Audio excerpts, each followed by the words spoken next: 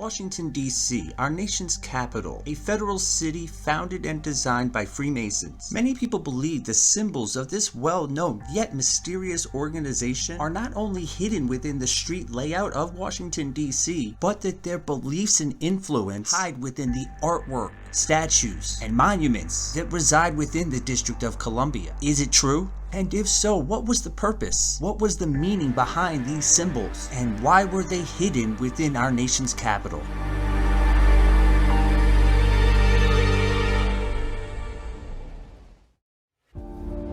Alexandria, Virginia, 1791. Dressed in full Masonic regalia, George Washington, along with other Freemason members, laid the southern cornerstone for our nation's capital, Washington, D.C., performing a Freemason ritual in which corn, oil, and wine are poured on top of the stone during a blessing. The consecration ceremony would be the first of many Masonic rituals, beliefs, and symbols that would come together to form the District of Columbia.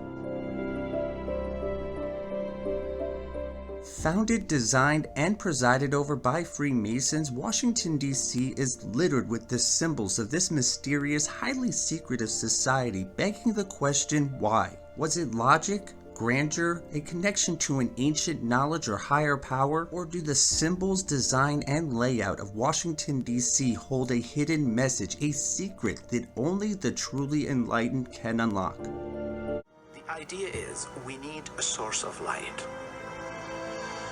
in order to help us become enlightened. We cannot do it alone. Established during the signing of the 1790 Residence Act, the District of Columbia is named after and designed by our first president, George Washington, who envisioned a perfect diamond measuring 10 miles on each side that would be aligned with all four cardinal points. However, the interior of Washington, D.C. is credited to a French city planner by the name of Pierre Charles L'Enfant, who also happens to be a Freemason. It is not by coincidence. There is a scientific, rational way of developing the city of Washington with geometric shapes, circles, rectangles, triangles. And this is to emphasize that this new form of government was not going to rely on religion, but we're going to rely on reason and scientific discovery.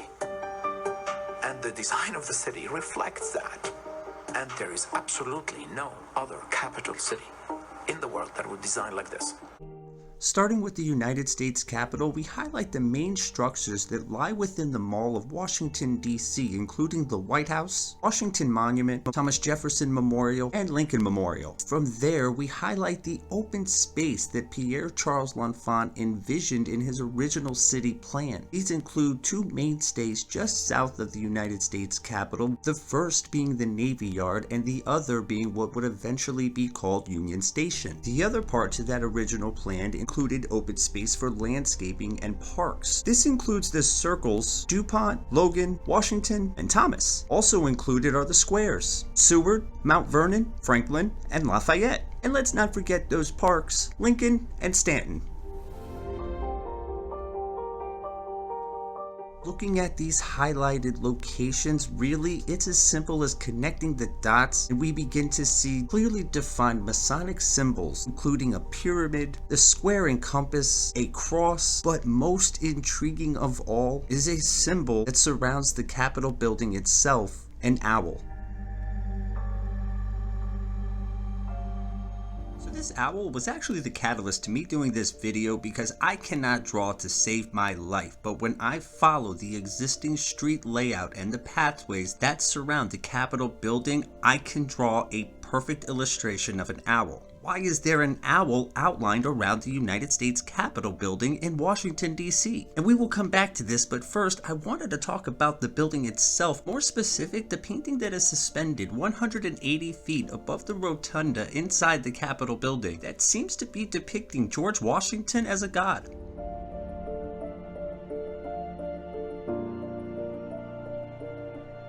The The apotheosis of Washington in Latin literally translates to the deification of Washington, or a man ascending to become a god, which mirrors exactly what we see within this painting. George Washington sitting in the clouds amongst numerous mythological gods, leading to the question, what is the artist trying to tell the beholder? Because if we look in literal terms, the name apotheosis in Latin, a man becoming a god, and within this painting we see George Washington not only sitting amongst the gods but above them. You have to take this as a literal translation of George Washington, our first president, being presented as a god, which I find very interesting, seeing as America's principal foundation is the separation of church and state. Interesting side note, guess where Brumaire painted for 3 years before he painted in the Capitol? People ask why Virgo would have anything to do with Washington, D.C. It's a constellation. Well, actually, it has to do with the sacred feminine mythology, war, religion, if you will. It could be described as somewhat pagan, that goes way back to Isis of the Egyptians. Thinking this could be just a one-off, a creative design by a creative painter, you would be wrong, because in 1840, an artist by the name of Horatio Granau created a beautiful sculpture that once sat within the rotunda of the United States Capitol, enthroned Washington, a recreation of the great statue of Zeus Olympios, one of the original 7 wonders of the world. So once again, we are seeing George Washington being depicted as a god, a specific god, Zeus. Thinking 2 would be more than enough, there is another iconic symbol within Washington, D.C. that also depicts George Washington as a god. Standing 555 feet tall, it is the tallest structure in Washington, D.C., the Washington Monument, an Egyptian obelisk sitting on the mall. And in Egyptian culture, ancient Egyptian civilization, the obelisk was said to represent the sun god, the almighty powerful Ra, with the pyramidion at the top being the all-seeing eye, and the column portraying down the ray of sun. The Freemasons were very instrumental in the building of the Washington Monument because, of course, the subject matter that the monument honors. George Washington himself being a very prominent Freemason. The monument to our first president, the father of our nation, is an Egyptian-styled obelisk. I mean, doesn't anyone ask themselves why? A painting, a sculpture, and a monument, all depicting the United States' first president, George Washington, as a god, again leading to the question, why? What are we supposed to take from this? And I understand rich and powerful men want to be depicted as gods. It's an ego thing, I get it. But in a nation that was founded on the principle of the separation of church and state, to see our first president depicted as a god in 3 separate instances in a very deliberate way really just makes you wonder why. Bringing us back to the owl that is outlined around the United States Capitol and what it is meant to represent.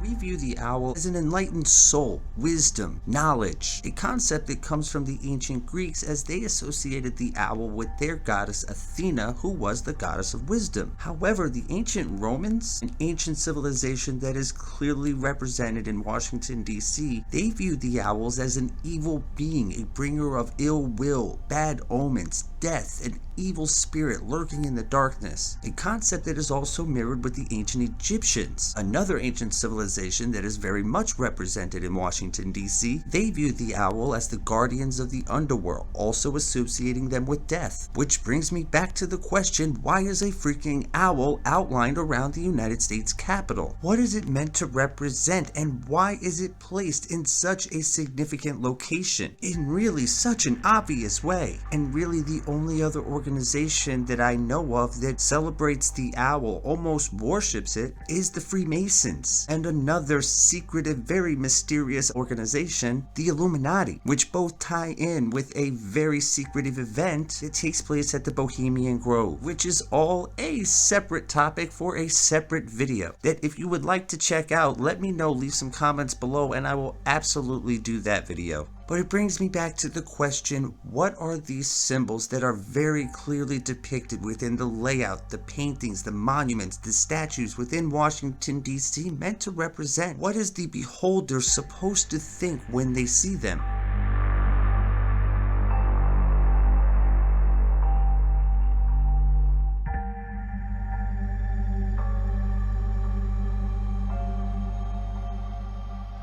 I think at the heart of Freemasonry is this unstable mixture of two different views of the world. On one hand, you have the view that the world is complicated, it's mysterious, that people in the past knew things that we didn't know today. On the other hand, you have another view of the world, that it's simple, that it's based upon rules, and it's essentially mathematical. And what Freemasonry does is it takes these two views, which have now in our culture become separated, and it keeps them together.